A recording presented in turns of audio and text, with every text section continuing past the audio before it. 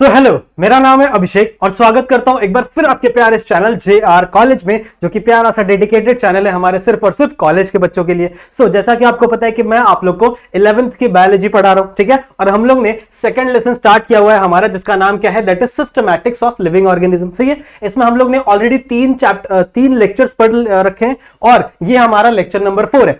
इसमें हम लोग मोस्टली 3 अलग अलग किंगडम के बारे में बात करेंगे। एक है अपना किंगडम प्लांटेई, जिसके बारे में हम लोग इतना ज्यादा कुछ डिस्कस नहीं करने वाले क्योंकि अगला चैप्टर इसी के ऊपर है। और हम लोग थोड़ा ज्यादा डिस्कस करेंगे किंगडम फंजाई के ऊपर, ठीक है। और उसके बाद हम लोग देखेंगे किंगडम एनिमिलिया के ऊपर, और उसके बाद एक छोटे छोटे 2 टॉपिक्स है, एक वायरस क्या होता है और वायरॉइड्स क्या होता है, ठीक है। इतनी चीजें हम लोग आज इस लेक्चर नंबर 4 के अंदर कवर करने वाले हैं, ठीक है। तो स्टार्ट करते हैं आज का लेक्चर। वीडियो स्टार्ट करने से पहले आपको एक छोटी सी बात बताना चाहता हूं कि हमारा जो JR ट्यूटोरियल्स का एप्लीकेशन है, जरूर से जरूर डाउनलोड कर लेना, क्योंकि सारे क्लासेस के लिए बेनिफिशियल है, ठीक है। आप लोग को वहां पे बड़े सारे नोट्स मिल जाएंगे, तो जरूर से उसको डाउनलोड कर लेना। अगर आपको मुझसे कनेक्ट होना है, मुझसे कोई बातें करनी है, तो जरूर से आप आ सकते हो मेरे इंस्टाग्राम पे, वहां पे मुझे मैसेज करके कोई भी बात कोई भी अपने डाउट पूछ सकते हो, ठीक है। तो स्टार्ट कर रहे हैं आज हम लोग ये लेक्चर। मैंने आप लोगों को बताया था सबसे पहले विटेकर्स की क्लासिफिकेशन में, ठीक है। जो RH विटेकर थे, उन्होंने 5 किंगडम क्लासिफिकेशन दी थी, ठीक है। 5 किंगडम क्लासिफिकेशन में उन्होंने इस पूरे दुनिया में जितने भी ऑर्गेनिजम्स है ना, उनको 5 अलग अलग किंगडम में बांट दिया था। कौन कौन से किंगडम थे? देखो, एक थे मोनेरा, ठीक है, सबसे पहला किंगडम मोनेरा, उसके बाद किंगडम प्रोटिस्टा, देन किंगडम प्लांटेई, फिर फंजाई एंड देन एनिमेलिया, ठीक है। ये 5 टोटल सबसे बड़े किंगडम थे। और हम लोग ने पिछले लेक्चर्स में देखा ये कि जितने आप ऊपर वाले हायरार्की की बात करोगे, ठीक है, जितने ऊपर वाले टेक्सोनॉमिकल हायरार्की की बात करोगे, वहां पे उतने ही ज्यादा कम कैरेक्टर्स को हम लोग कंसिडर करते हैं। और जितने ही आप डीप में जाओगे, देखो सबसे बड़ा क्या होता है किंगडम, तो उसके अंदर सबसे कम रिजेंबलेंस वाले ऑर्गेनिज्म को एक साथ रख लेते हैं हम लोग। जैसे स्नेक भी किंगडम एनिमेलिया में आ जाता है, हम भी किंगडम एनिमेलिया में आ जाते हैं। लेकिन हमारे और स्नेक में क्या बहुत ज्यादा सिमिलरिटी है क्या? नहीं, बहुत सारी चीजें हमें अलग भी है। लेकिन आप जितना जितना टेक्सोनॉमिकल हायरार्की के नीचे नीचे जाओगे, ठीक है, जितना और अंदर अंदर जाओगे, उतना ही ज्यादा सिमिलरिटी सेम होती जाएंगी ऑर्गेनिजम्स की। जैसे स्पीशीज की बात करो, तो स्पीशीज में सारे ऑर्गेनिजम्स ऑलमोस्ट एक स्पीशीज के सेम ही होते, सही है। तो ये आप लोग ने देखा था। और RH विटेकर ने मेनली 5 किंगडम बताया था। अब उन्होंने ऐसा तो नहीं कहा कि किसी भी ऑर्गेनिज्म को किसी भी किंगडम में रख दो, ठीक है। उसके लिए उन्होंने टोटल कुछ क्राइटेरियाज बताई थी। तो उन्होंने क्या बोला था, देखो हम लोग को पता है कि 2 प्रकार के सेल्स होते हैं। एक होता है अपना प्रोकैरियोटिक सेल और एक होता है अपना यूकैरियोटिक सेल। प्रोकैरियोटिक बहुत ही प्रिमिटिव टाइप ऑफ सेल है, जिसके पास ना ही कोई न्यूक्लियर मेम्ब्रेन है, ना ही कोई सेल ऑर्गेनी है, ठीक है। सिर्फ उसके पास राइबोसोम प्रेजेंट होता है, वो भी 70 है पुराना राइबोसोम है, सही है। तो उन्होंने क्या बोला कि जो भी ऑर्गेनिज्म प्रोकैरियोटिक सेल के साथ आता है, ठीक है, जो भी ऑर्गेनिज्म प्रोकैरियोटिक सेल के साथ आता है, साथ ही साथ उस ऑर्गेनिज्म के पास यूनिसेलुलर है, ठीक है। मतलब ये ऑर्गेनिज्म यूनिसेलुलर है, इसके पास सिर्फ और सिर्फ एक सेल प्रेजेंट है, सिर्फ और सिर्फ एक सेल प्रेजेंट है। ऐसे ऑर्गेनिजम्स को आप किसमें रख दो? किंगडम मोनेरा में, ठीक है। ऐसे ऑर्गेनिजम्स को हम लोग ने किसमें रख दिया? किंगडम मोनेरा में। उसके बाद हम लोग ने लास्ट वाले लेक्चर में पढ़ा था, किंगडम मोनेरा भी आगे चल के कई ब्रांचेस में टूटता है, सही है। जैसे आर्की बैक्टीरिया, यू बैक्टीरिया, तो वो किसका था? दैट इज किंगडम मोनेरा का। फिर हम लोग ने उन्होंने क्या बोला कि इसके आगे जितने भी किंगडम है, मतलब इस किंगडम में प्रोकैरियोटिक ऑर्गेनिज्म में, इसके आगे जितने भी किंगडम है, ये सारे प्रोटिस्टा, प्लांटेई, फंगा, एनिमेलिया, ये सारे के सारे किंगडम में यूकैरियोटिक ऑर्गेनिजम्स होंगे, ठीक है। इनके अंदर यूकैरियोटिक ऑर्गेनिजम्स होंगे। तो ये सारे के सारे यूकैरियोटिक हो गए। अब इनके अंदर कौन कौन सी भैया डिसिमिलरिटीज हुई? इन्होंने क्या बोला कि जो ऐसा ऑर्गेनिज्म जो यूनिसेलुलर होने के साथ साथ यूकैरियोटिक है, ठीक है, यूनिसेलुलर होने के साथ साथ यूकैरियोटिक है, उसको आप डाल दो प्रोटिस्टा में। तो प्रोटिस्टा ऐसे ऑर्गेनिजम्स हैं जो यूकैरियोटिक सेल्स होता है उनके पास, बट दे आर यूनिसेलुलर, मतलब उनके पास सिर्फ और सिर्फ एक सेल ही प्रेजेंट होता है, सही है। इसके आगे आगे ये सारे जो ऑर्गेनिज्म है, दीज आर ऑल मल्टीसेलुलर, मतलब आपके प्लांटेई भी मल्टीसेलुलर है, सही है, फंजाई भी मल्टीसेलुलर है, और किंगडम एनिमेलिया भी मल्टीसेलुलर है। तो दे ऑल आर मल्टीसेलुलर, ठीक है। इसके बाहर लिख देते हैं, ओके, मल्टी सेलुलर, सही है। इतना समझ में आ गया? मतलब ये आगे के तीनों की तीनों क्या है? Multi cellular. अब इसके लिए हमें कुछ और क्राइटेरिया रखनी पड़ेगी, सही है, कुछ और क्राइटेरिया देखनी पड़ेगी जिससे हम लोग इन तीनों को भी अलग अलग डिवाइड कर पाए। तो इन्होंने क्या किया? इन्होंने हैबिटाट लिया भैया। इन्होंने बोला चलो हम लोग हैबिटाट की बात करते हैं कि कौन सा ऑर्गेनिज्म किस तरीके से अपने खाने को खाता है। अब हैबिटाट 2 प्रकार के होते हैं, उनका जो नेचर ऑफ फूड है वो 2 प्रकार का है। एक है दे आर ऑटोट्रॉपिक, ठीक है, ऑटोट्रॉपिक मोड ऑफ न्यूट्रिशन, और दूसरा है हेटेरोट्रॉपिक मोड ऑफ न्यूट्रिशन।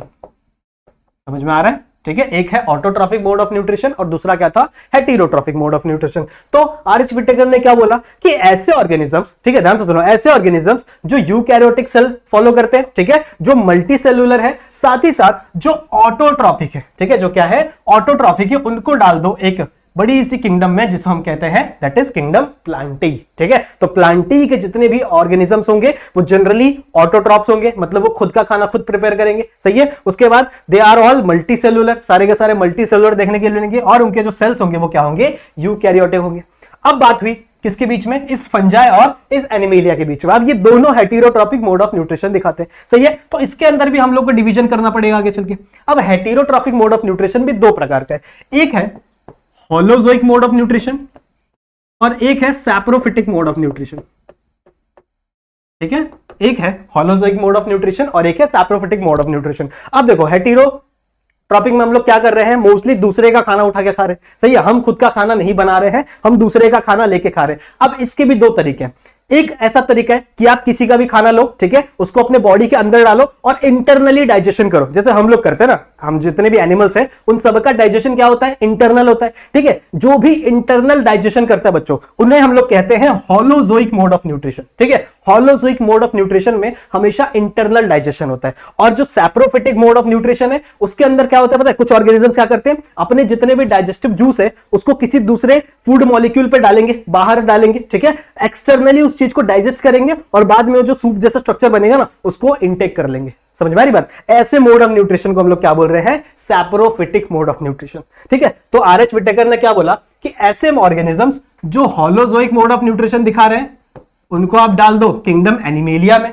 सही है, और जो सैप्रोफिटिक मोड ऑफ न्यूट्रिशन दिखा रहे हैं उन्हें आप किस में डाल दो, किंगडम फंजाई में। सही समझ में आ रही बात? ठीक है, तो किंगडम फंजाई का बेसिक फीचर क्या हो गया कि ऐसे ऑर्गेनिजम्स जो सैप्रोफिटिक मोड ऑफ न्यूट्रिशन दिखाएंगे, ऐसे ऑर्गेनिजम्स जो यूकैरियोटिक सेल प्रेफर करेंगे, और ऐसे ऑर्गेनिजम्स जो मल्टी सेलुलर होंगे वो सारे के सारे किस में आ गए, किंगडम फंजाई में। उसके बाद ऐसे ऑर्गेनिजम्स, ये दोनों सेम है, देखो ये दोनों क्राइटेरिया सेम है, यूकैरियोटिक होंगे, मल्टी सेलुलर होंगे, लेकिन जिनके पास holozoic mode of heterotrophic nutrition होगा वो किसके अंदर आ जाएंगे, किंगडम एनिमेलिया में। तो कुछ ऐसा डिवीजन, ठीक है, कुछ इन कैरेक्टर्स के बीच में, इन बेसिक कैरेक्टर के ऊपर उन्होंने 5 किंगडम डिवाइड कर दिया। अब आगे चल के आप जैसे जैसे डिवीजन करते जाओगे वैसे वैसे आप और बहुत सारी क्राइटेरिया लगाते जाओगे। ठीक है, बड़ी सारी क्राइटेरिया आप इसके अंदर ऐड करते जाओगे जिससे आगे चल के ये और भी छोटे छोटे पार्ट्स में डिवाइड होता रहेगा। सही है, अब लास्ट लेक्चर में, लेक्चर नंबर 3 में हम लोग ने किंगडम मोनेरा और किंगडम प्रोटिस्टा की बात कर ली है। ठीक है, किंगडम मोनेरा में कैसे कौन कौन से डिवीजन है, किंगडम प्रोटिस्टा में कौन कौन से डिवीजन है, क्या होता है वो हम लोग ने देख लिया है।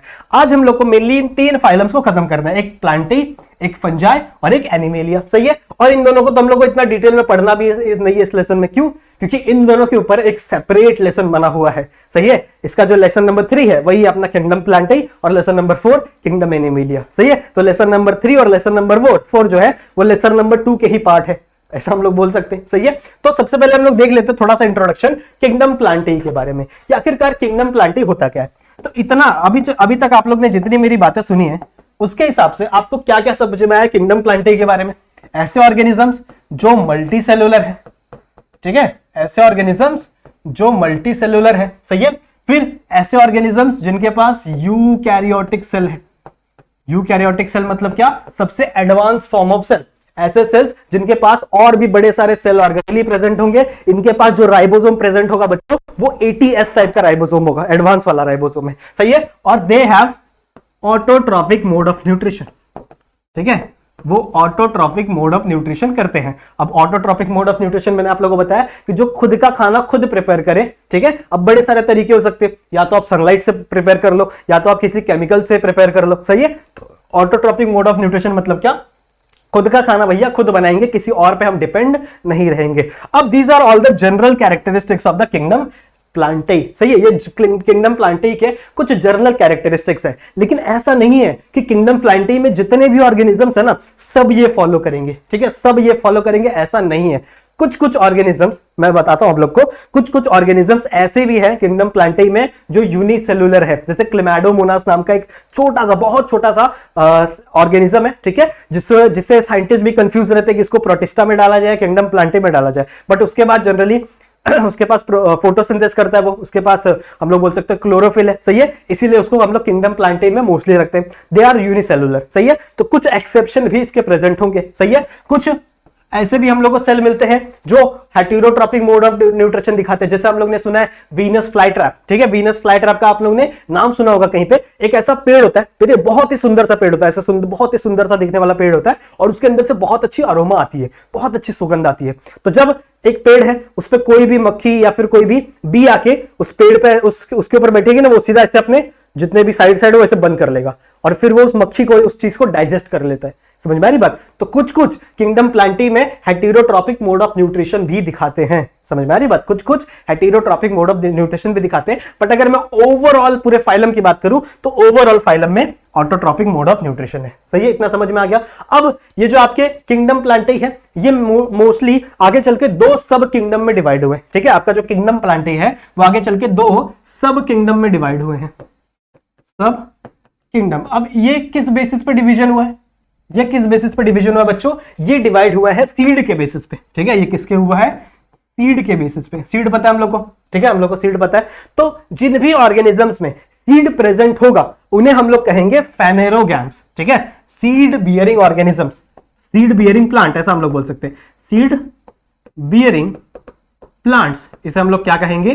दैट इज फेनेरोगैम्स, ठीक है, फेनेरोगैम्स। और एक होता है क्रिप्टोगैम्स। क्रिप्टोगैम्स मतलब क्या? ऐसे ऑर्गेनिजम्स जिनके अंदर सीड फॉर्म नहीं होता, ठीक है, ऐसे ऑर्गेनिजम्स जिनके अंदर सीड फॉर्म नहीं होता, तो नो सीड बियरिंग प्लांट ऐसा लिख सकते हो। तो आगे चल के आपका जो किंगडम प्लांटेई है वो दो सब किंगडम में डिवाइड होता है। सबसे पहला सब किंगडम क्या है? क्रिप्टोगैम्स, और दूसरा क्या है? फेनेरोगैम्स। फिर इसके आगे चल के कई सारे डिविजन्स है, जैसे क्रिप्टोगैम्स में आगे चल के आपको 3 डिवीजन देखने मिलेंगे। किंगडम आपको डिवीजन अल्गी देखने मिलेगा, ठीक है, डिवीजन ब्रायोफाइटा देखने मिलेगा, डिवीजन टेरिडोफाइटा देखने मिलेगा। उसके बाद अगर आप फेनेरोगैम्स की बात करो तो फेनेरोगैम्स में भी एंजियोस्पर्म और जिम्नोस्पर्म, ऐसे 2 डिवीजन देखने मिलेंगे। तो टोटल 5 डिवीजन है, ठीक है। डिवीजन मतलब फाइलम, जैसे हम लोग एनिमल्स में फाइलम वर्ड यूज करते हैं, वैसे हम लोग किंगडम प्लांटेई में डिवीजन वर्ड यूज करते हैं। सही है, बस इतना ही डिफरेंस है और कुछ डिफरेंस नहीं है। तो आगे चल के जो क्रिप्टोगैम्स है उनके अंदर 3 डिवीजन होगा। सबसे पहला डिवीजन अल्गी, ठीक है, उसके बाद आते हैं ब्रायोफाइटा और टेरिडोफाइटा, सही है। फिर ब्रायोफाइट जो अल्गी है वो भी आगे चल के 3 पार्ट में डिवाइड होता है, एक ग्रीन एल्गी, ठीक है, एक ब्राउन एल्गी होता है और एक रेड एल्गी होता है, ऐसे 3 एल्गी में वापस डिवाइड होगा। उसके बाद आपका टेरिडोफाइटा, ठीक है, और आपका ब्रायोफाइटा, ये 3 आपके डिवीजन किसके हो गए? क्रिप्टोगैम्स के। उसके बाद आपका जो फेनेरोगैम्स है उसमें 2 डिवीजन है, एक एंजियोस्पर्म और एक जिम्नोस्पर्म, सही है। तो ये सारे डिवीजन इसके अंदर मिलते हैं। अब इस सारी चीजों को हम लोग डिटेल में अगले वाले लेसन में पढ़ने वाले हैं, इसीलिए हम लोग यहां पे इस चीज को डिटेल में नहीं पढ़ेंगे, सही है। इस लेसन को मतलब जो अगला वाला लेसन है, लेसन नंबर 3, उसमें हम लोग सिर्फ और सिर्फ किंगडम प्लांटेई के बारे में ही पूरा का पूरा पढ़ेंगे। समझ में आ रही बात? ठीक है, तो तैयार रहना अगले लेसन के लिए। इतने की इस लेसन में इतना बहुत है आप लोग के लिए, ठीक है। आ जाओ नेक्स्ट में चलते हैं। Next is the kingdom fungi, ठीक है। अब हम लोग को पढ़ना है किंगडम फंजाई। अब किंगडम फंजाई को थोड़ा सा डिटेल में पढ़ेंगे हम लोग यहाँ पे, ठीक है। थोड़ा सा डिटेल है, ज्यादा कुछ बताने के लिए है नहीं, थोड़ी थोड़ी चीजें बची हुई यहाँ पे, ठीक है। तो फंजाई, ठीक है, फंजाई बोल लो, फंगाई बोल लो, जो आपको पसंद आता है वो बोल लो, बस स्पेलिंग याद रखनी चाहिए क्योंकि एग्जाम में हम लोग को स्पेलिंग लिखना है ना। तो फंजाई, उसके बाद सबसे पहली बात क्या है हम लोग को पता है, सबसे पहली बात, they are the eukaryotic and heterotrophics, सही है। ये क्या होते हैं? यूकैरियोटिक होते हैं और हेटेरोट्रॉफिक्स होते हैं। और हेटेरोट्रॉफिक में भी कौन से? सैप्रोफिटिक, ठीक है, कौन से? सैप्रोफिटिक, क्लियर है, ठीक है। सैप्रोफिटिक मोड ऑफ न्यूट्रिशन दिखाते हैं। उसके बाद अगर मैं बात करूं ये कहां कहां प्रेजेंट होते हैं, तो जनरली ये वार्म प्लेसेस पे, ठीक है, थोड़े से वार्म प्लेसेस पे आपको मिलेंगे और ह्यूमिड प्लेसेस पे आप लोग को उगते हुए दिखेंगे, सही है। ज्यादातर वार्म और ह्यूमिड प्लेसेस पे आपको ज्यादा ग्रो होते हुए दिखेंगे, ठीक है। उसके बाद है हाइफी। अब हाइफी क्या होता है? देखो, अगर आप इनका स्ट्रक्चर देखोगे तो इनका स्ट्रक्चर कुछ ऐसा रहता है, बहुत सारे सेल्स ऐसे कनेक्ट होके बनते हैं, ठीक है, बहुत सारे सेल्स ऐसे कनेक्ट होके, और यहाँ पे बड़ा सा स्पोर बनता है, ठीक है, जिसपे हम लोग स्पोरेंजियम कहते हैं। वहां पे आगे चल के बहुत सारे स्पोर्स बनेंगे छोटे छोटे, सही है। तो ये जो छोटा छोटा स्ट्रक्चर है, ठीक है, ये जो बहुत सारे सेल्स एक साथ मिलकर बन रहे हैं, इस स्ट्रक्चर को हम लोग क्या कहते हैं? हाइफी, ठीक है। स्ट्रक्चर को हम लोग क्या बोलते हैं? हाइफी, या फिर हाइफ बोल लो, जो भी आपको अच्छा लगे। उसके बाद फोर्थ पॉइंट क्या ये हो गया अपना? फोर्थ पॉइंट क्या है? मे बी यूनिन्यूक्लिएटेड और मल्टीन्यूक्लिएटेड, ठीक है। इनका जो हाइफी है या तो वो यूनिन्यूक्लिएटेड हो सकता है, मतलब एक न्यूक्लियस प्रेजेंट हो सकता है, या फिर एक हाइफी में बच्चों 2 न्यूक्लियस प्रेजेंट हो सकते हैं, या फिर किसी में 3 न्यूक्लियस प्रेजेंट हो सकते हैं, 4 न्यूक्लियस प्रेजेंट हो सकते हैं। समझ में आ रही बात? तो दे हैव मोस्टली क्या होते हैं, जनरली दे आर यूनिन्यूक्लिएटेड भी हो सकते हैं और मल्टी न्यूक्लिएटेड भी हो सकते हैं। क्लियर है? उसके बाद अगर मैं मल्टी न्यूक्लिएटेड की बात करूं तो मल्टी न्यूक्लिएटेड हाइफी को हम लोग कहते हैं सीनोसाइटिक हाइफी। देखो ये बहुत ही इंपॉर्टेंट वर्ड है। हाइफी अगर मल्टी न्यूक्लिएटेड है, मतलब ऐसा हाइफी है जिसके अंदर बड़े सारे न्यूक्लियस है, समझ रहे हो? ऐसा हाइफी है जिसके अंदर बड़े सारे न्यूक्लियस प्रेजेंट है, तो ऐसे हाइफी को हम लोग क्या कहेंगे, दैट इज सीनोसाइटिक हाइफी। ठीक है, इसे हम लोग क्या कहेंगे, सीनोसाइटिक हाइफी। क्लियर है? समझ में आ गया?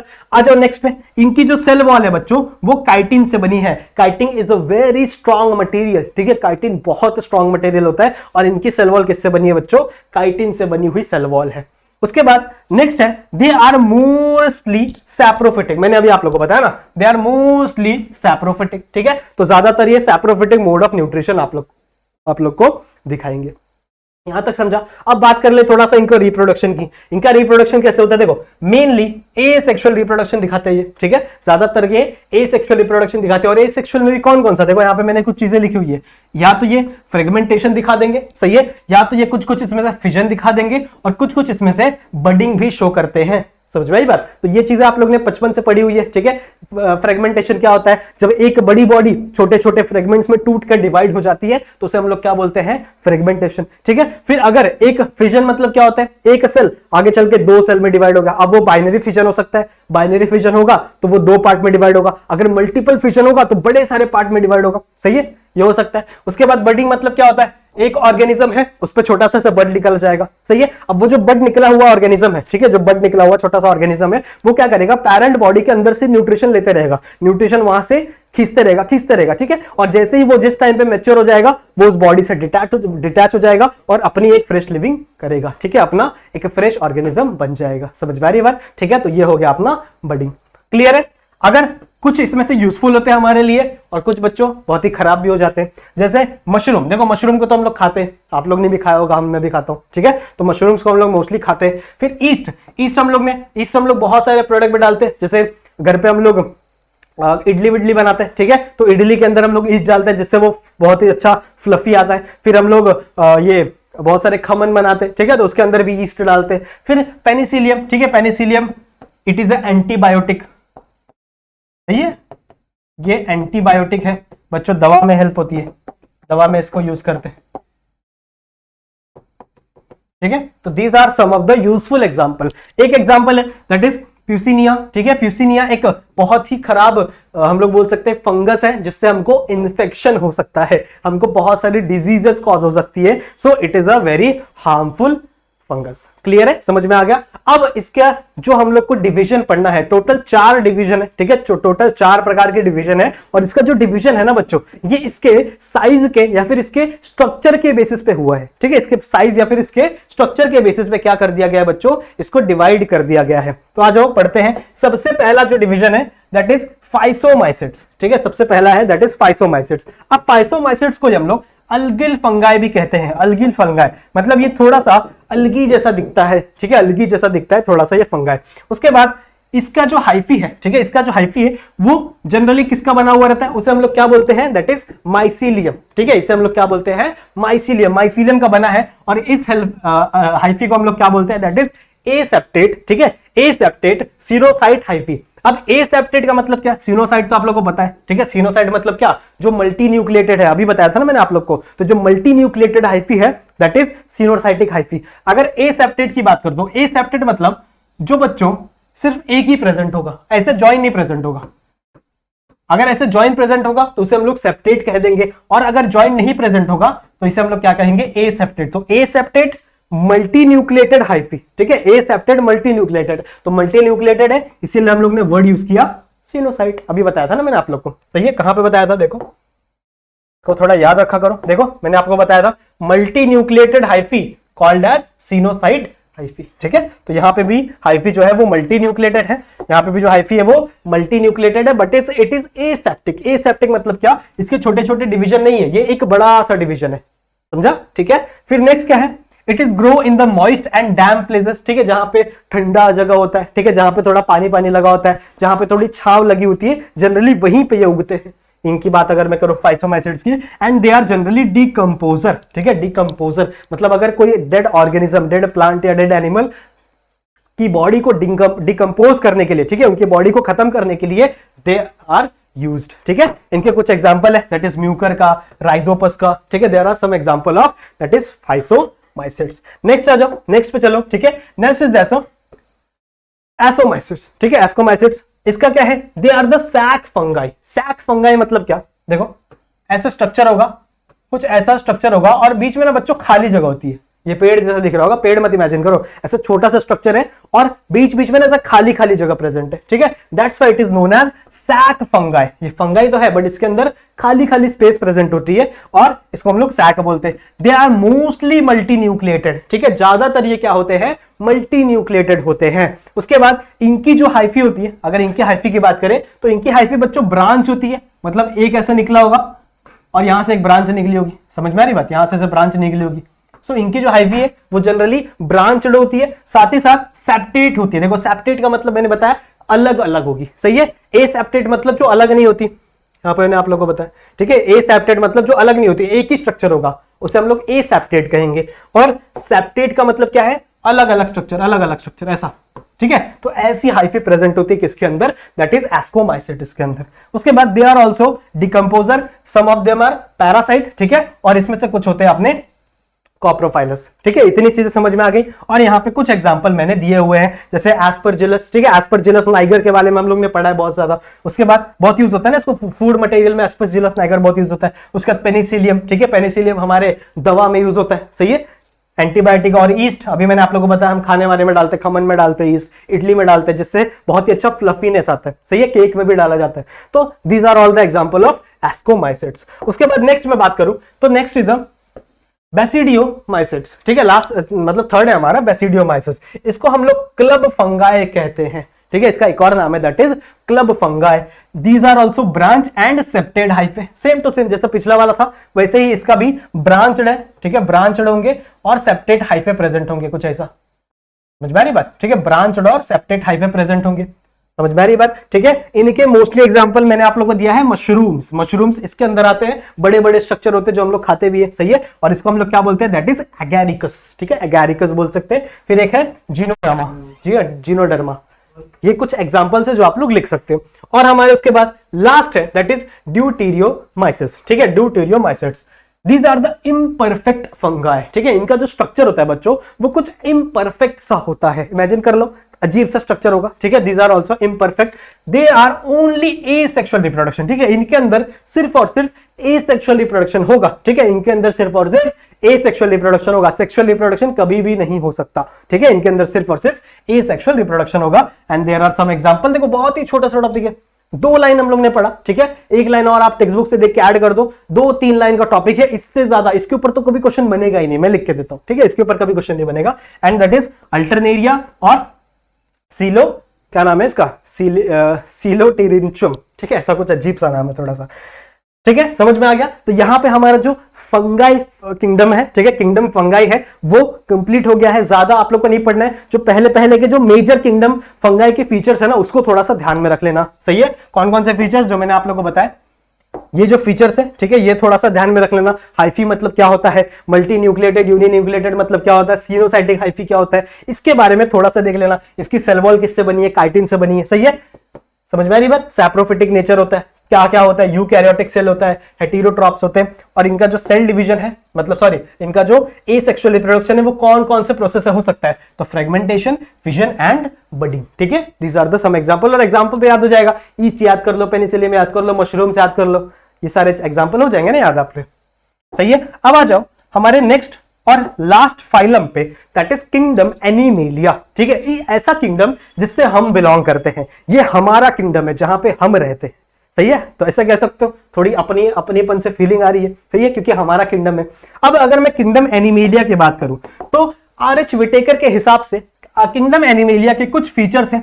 सबसे पहले ये मल्टी सेलुलर ऑर्गेनिज्म है, सारे के सारे क्या है, multicellular, we are also multicellular. उसके बाद दे हैव यूकैरियोटिक सेल, ठीक है। इनके पास जो सेल होता है बच्चों वो यूकैरियोटिक सेल होता है। और वहीं अगर मैं बात करूं इनके अंदर कौन सा मोड ऑफ न्यूट्रिशन होता है, हेटेरोट्रॉपिक, और हेटेरोट्रॉपिक में कौन सा, होलोजोइक, ठीक है। दे have the holozoic mode of nutrition, ठीक है, holozoic mode of nutrition. Clear है? थोड़ा स्पेलिंग गलत हो गया शायद, न्यूट्रिशन की लिख देते हैं एक बार अच्छे से। चलो, न्यूट्रिशन, क्लियर है? तो इनके अंदर होलोजोइक मोड ऑफ न्यूट्रिशन है, मतलब इनका जो फर्टिलाइजेशन है वो क्या होगा, internal. They have the internal fertilization, ठीक है, अंदर फर्टिलाइजेशन करते हैं। हमारे जैसे हम भी तो अंदर फर्टिलाइजेशन करते हैं ना, हम थोड़ी बाहर कुछ डाइजेस्टिव एंजाइम सिक्रेट करते हैं फिर उसको पीते हैं, अजीब लगेगा ना, चाहिए। तो हम लोग क्या करते हैं, मोस्टली खाना खाते हैं और हमारा डाइजेशन इंटरनल होता है। It is known as holozoic mode of nutrition. Clear है? तो ये कुछ फीचर्स है जो हमको किसने बताए थे, हमारे उन भाई साहब ने जिन्होंने इसका डिवीजन किया था, दैट इज आर.एच. विटेकर ने बताया था। अब और भी कुछ चीजें देखो, मोस्टली ये जो ऑर्गेनिजम्स है ये भी तो आगे चल के दो पार्ट में डिवाइड होंगे, ठीक है, दो सब किंगडम में डिवाइड होंगे। एक है आपके नॉन कॉर्डेटा और एक है आपके कॉर्डेटा, सही है, एक नॉन कॉर्डेटा और एक नॉन कॉर्डेटा। वैसे कॉर्डेटा एक एक्चुअली खुद की एक फाइलम है, ठीक है। तो आगे चल के ये जो किंगडम एनिमेलिया है ये टोटल 11 फाइलम्स में डिवाइड होगा, ठीक है, ये टोटल 11 फाइलम्स में डिवाइड होगा, सही है। और इसको भी डिटेल में हम लोग इस लेक्चर में नहीं पढ़ेंगे, क्यों? क्योंकि इसके ऊपर भी हमारा लेसन नंबर 4 ऑलरेडी बना हुआ है हमारे टेक्स्ट बुक में, जो कि सिर्फ और सिर्फ किसके बारे में है, किंगडम एनिमेलिया के बारे में, सही है। तो इसके अंदर टोटल 11 फाइलम है बच्चों, सही है। अगर नाम की बात करूं तो सबसे पहले आता है फाइलम पॉरीफेरा, ठीक है। पॉरीफेरा सबसे प्रिमिटिव एनिमल्स के अंदर आते हैं, ठीक है, जो ट्री लाइक दिखते, थोड़े थोड़े पेड़ जैसे दिखते, एक जगह पे स्टक होते हैं, ना चल सकते, ना हिल सकते, ना डुल सकते, ऐसे ऑर्गेनिजम्स सबसे पहला आता है पॉरीफेरा। उसके बाद आते हैं सेकंड नाइडेरिया, ठीक है। उसके बाद आते हैं टीनोफोरा, फिर प्लैटीहेलमिंथस, एस्केलहेलमिंथस, 5 हो गए, ठीक है। उसके बाद आते हैं आई गेस आर्थ्रोपोडा, फिर मोलुस्का, इकाइनोडर्मेटा, हेमिकॉर्डेटा, कॉर्डेटा, एक और बच गया शायद, ठीक है, एक और बच गया, कमेंट करके बताना मुझे कौन सा बच गया, मैं भूल रहा हूं। लेकिन टोटल 11 फाइलम है, 11 फाइलम के हम लोग को टोटल पढ़ने हैं, ठीक है। लास्ट में हमारा कॉर्डेटा, फिर आगे चल के जो कॉर्डेटा है बच्चों, कॉर्डेटा के और आगे चल के 3 सब फाइलम है, एक यूरोकॉर्डेटा, सेफेलोकॉर्डेटा और वर्टिब्रेटा। आप लोगों को नाम सुन के थोड़ा सा डर लग रहा होगा ना, डरना नहीं है, 10th में भी पढ़ा है ऑलरेडी, सही है। इस बार भी हम लोग पढ़ेंगे, मजेदार तरीके से पढ़ेंगे, टेंशन मत लो। अगर आपने 10th में मेरे साथ पढ़ा है तो आपका किंगडम एनिमेलिया एकदम इजी जाएगा, एकदम आसान जाने वाला है, सही है। अगर आप लोगों ने 10th में मेरे साथ किंगडम एनिमेलिया पढ़ा होगा, इतनी बातें क्लियर है, ठीक है। तो किंगडम एनिमेलिया में आगे चल के हम लोग 11 फाइलम पढ़ेंगे, जो कि एक अलग सा टॉपिक हो जाएगा। उसके बाद लास्ट हम लोग बात करें तो एक है हमारा वायरस। अब वायरस क्या होता है, देखो वायरस जो है बच्चों, इसको ना कि जो आर.एच. विटेकर है, इन्होंने अपने 5 किंगडम क्लासिफिकेशन में कोई जगह नहीं दी, ठीक है। इन्होंने अपने 5 किंगडम क्लासिफिकेशन में वायरस को कोई जगह नहीं दी, बिकॉज इन्होंने बोला कि virus is a non cellular organism, ठीक है। ऐसा ऑर्गेनिज्म है जिसके पास सेल नहीं प्रेजेंट है बच्चों, ठीक है, जिसके पास सेल है ही नहीं, उसके पास सिर्फ और सिर्फ मोस्टली आरएनए प्रेजेंट हैगा या फिर डीएनए प्रेजेंट होगा, ठीक है। उसके पास या तो आरएनए प्रेजेंट होगा या फिर डीएनए प्रेजेंट होगा, एंड सम प्रोटीन, कुछ प्रोटीन प्रेजेंट होंगे, ठीक है, जो इसको रेप्लिकेट करने में मदद करेंगे। लेकिन देखो खुद रेप्लिकेट नहीं कर पाता, सही है, ऐसा माना जाता है, ऐसा सच में है, कुछ साइंटिस्टों ने बताया था। इसका नाम किसने रखा था ये आप लोगों को पता होना चाहिए, ठीक है, ये नाम पता होना चाहिए, दैट इज एमजे बेजरनक, ये करके एक साइंटिस्ट है जिन्होंने नाम रखा था एक्चुअल में वायरस, ठीक है। वायरस क्या होता है, वायरस उन्होंने वेनम से नाम रखा था कि वायरस एक ऐसा ऑर्गेनिज्म है जो जनरली नॉन लिविंग है, ठीक है। जनरली क्या है, वो नॉन लिविंग है। अगर वो नेचर में प्रेजेंट है ना, नेचर में, तो वो नॉन लिविंग है, लेकिन अगर वो आपके बॉडी के अंदर घुस गया तो वो लिविंग बन जाएगा। वहां से आपकी बॉडी का जो प्रोटीन बनाने वाला जो फैक्ट्री है, ठीक है, प्रोटीन बनाने वाली जो प्रोसेस है, उसका वायरस यूज करेगा और वो अपने डीएनए और आरएनए को रेप्लिकेट करने लगेगा, अपने डीएनए आरएनए को रेप्लिकेट करेगा और आपके पूरे के पूरे बॉडी में फैल जाएगा। अभी हम लोग ने देखा था कुछ 1-2 साल पहले कोरोना वायरस, ठीक है, बहुत ज्यादा डेडली हो गया था, बहुत सारे लोगों की जान चली गई थी। तो ऐसे ही बड़े सारे टाइप के वायरस होते हैं, सही है। अब वायरस की बात करूं तो एक बहुत ही फेमस वायरस निकल के आता है जिसको हम लोग कहते हैं बैक्टीरियोफेज, ठीक है, एक बहुत ही फेमस वायरस है जिसे हम लोग कहते हैं बैक्टीरियोफेज। अब आप लोग बोलोगे सर इसका नाम तो बैक्टीरियोफेज है, तो ये बैक्टीरिया होना चाहिए। नहीं, इसका नाम है, it is actually a virus, और इस वायरस का नाम क्या है, बैक्टीरियोफेज। ऐसा क्यों? क्योंकि ये एक ऐसा वायरस है बच्चों जो जनरली किसके ऊपर अटैक करता है, बैक्टीरिया के ऊपर अटैक करता है। ठीक है, ये ऐसा वायरस है जो किसके ऊपर अटैक करता है, बैक्टीरिया के ऊपर अटैक करता है। मेनली कुछ ऐसा सा स्ट्रक्चर होता है इसका, ठीक है, ऐसा स्ट्रक्चर होता है, इधर ऐसे 4 पैर लगे होते हैं, देख लो कितना भयानक सा स्ट्रक्चर है। और यहाँ पे बीच में जो स्ट्रक्चर है, यहाँ पे बीच में इसका जेनेटिक मटेरियल पड़ा होता है। ठीक है, यहाँ पे इसके बीच में इसका जेनेटिक मटेरियल रखा हुआ होता है। ये जो बाहर वाली येलो कलर की कवरिंग है, जो येलो कलर की कवरिंग है, इट इज अ कैप्सिड। ठीक है, इसको हम लोग क्या बोलते हैं, कैप्सिड। ठीक है, और ये जनरली बच्चों प्रोटीन की बनी है। ठीक है, ये पूरी की पूरी कैप्सिड किससे बनी है, प्रोटीन से बनी है। और ये जो अंदर है, this is the genetic material, और कुछ नहीं है इसके पास, और इसके पास कुछ नहीं है। तो ये किसी भी मीडियम के थ्रू, ठीक है, चाहे कोई बंदा खांस रहा है, चाहे वो हवा में, किसी भी मीडियम के थ्रू अगर किसी ऑर्गेनिज्म के अंदर घुस गया, तो फिर उस ऑर्गेनिज्म के अंदर ये लिविंग हो जाएगा, और फिर उसी का मैकेनिज्म, उसी की फैक्ट्री यूज करके ये अपने डीएनए और आरएनए को क्या करने लगेगा, इंक्रीज करने लगेगा, उनके लेवल को बढ़ाने लगेगा। समझ में आ रही बात? ठीक है, सो आई होप आप लोग को वायरस समझ में आ गया। ज्यादा कुछ नहीं पढ़ना इसके बारे में, बहुत ही चिंतित सा टॉपिक है। उसके बाद नेक्स्ट आ जाओ वायरॉइड के बारे में। अब वायरॉइड सबसे पहले कब पता चला था, ठीक है, किसके ऊपर पता चला था? तो एक डिजीज थी बच्चों जिसका नाम है पोटैटो स्पिंडल ट्यूबर डिजीज। ठीक है, एक नाम है पोटैटो, बोल गया मैं, स्पिंडल ट्यूबर डिजीज। ठीक है, इसके बारे में, ठीक है, आई गेस 1971 में इनके बारे में पता चला था। अब साइंटिस्टों ने नोटिस किया कि बच्चों इसको एक डिजीज हो रही है, और ये जो डिजीज हो रही है ना, ये एक आरएनए के छोटे से टुकड़े की वजह से हो रही है। अब ये जो आरएनए का टुकड़ा है, ये बहुत ही ज्यादा लाइट वेट है एज कंपेयर टू वायरस। ठीक है, इसका मॉलिक्यूलर वेट बहुत ही कम है एज कंपेयर टू वायरस। ठीक है, तो इन्होंने कुछ चीजें लिखी, smaller size than the virus. ठीक है, वायरस से भी छोटा साइज है इसका, and low molecular weight of the RNA. इसके जो आरएनए का मॉलिक्यूलर वेट है, जो मॉलिक्यूल्स प्रेजेंट है, ठीक है, आप लोग जानते हो ना, पढ़ा होगा आप लोग ने कि कोई भी एटम है उसका मॉलिक्यूलर वेट होता है। जैसे अगर मैं बात करूं ऑक्सीजन, तो ऑक्सीजन का एटॉमिक नंबर कितना होता है, 8।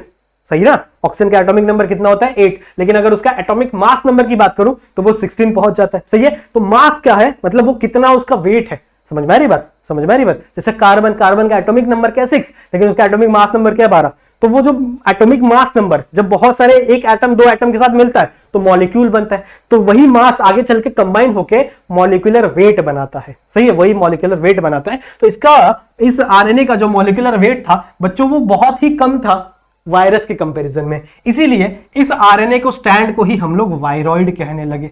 इसका एक नया नाम रख दिया। ठीक है, इसका एक नया नाम रख दिया, दैट इज वायरॉइड्स। इसका एक नया नाम रख दिया वायरॉइड। सही है, और ये बहुत ही लाइट वेट होता है एज कंपेयर टू वायरस, और बहुत ही साइज इसका क्या होता है, बहुत ही कम होता है as compare to the virus. ठीक है, तो आपको वायरॉइड समझ गया, बस इतना ही समझना, और ज्यादा कुछ नहीं समझना। ठीक है, तो वायरॉइड हो गया, वायरस हो गया, हमारे सारे जो किंगडम है वो खत्म हो गए। सही है, सो आई होप आप लोग को ये लेसन पढ़ने में मेरे साथ बहुत मजा आया होगा। तो अगर आप यहां तक आ गए हो वीडियो में, तो वीडियो को जरूर से लाइक कर दो अपने प्यारे प्यारे हाथों से। ठीक है, वीडियो को जरूर से लाइक कर देंगे, फ्री है लाइक करना। और अगर आप नए हो चैनल पे, तो चैनल को जरूर से सब्सक्राइब कर लेंगे, और इसके पहले वाले वीडियोस अगर आपने नहीं देखे तो जरूर से देखेंगे। और आने वाले वीडियोस के लिए चैनल जो बेल नोटिफिकेशन है उसको ऑल पे सेट कर दो, ताकि आपको फटाक से नोटिफिकेशन मिले और आप फटाक से क्या कर लो, अपने लेक्चर को कंप्लीट कर लो। क्लियर है, समझ में आया? सो लेसन नंबर 2 हमारा यहाँ पे फिनिश हो चुका है। अगले लेक्चर से हम लोग लेसन नंबर 3 पे जंप करेंगे, लेसन नंबर 3 स्टार्ट करेंगे, दैट इज किंगडम प्लांटाई। और ऐसा कर करके हम लोग पूरा का पूरा बायोलॉजी का बैच इस लेसन के ऊपर, इस चैनल के ऊपर हम लोग कंप्लीट करेंगे। ठीक है, हमारे इस न्यू बैच में। क्लियर है? सो आई होप आप लोगों को मजा आया होगा। सही है, मिलते हैं नेक्स्ट वीडियो में, तब तक के लिए कीप स्टडीइंग।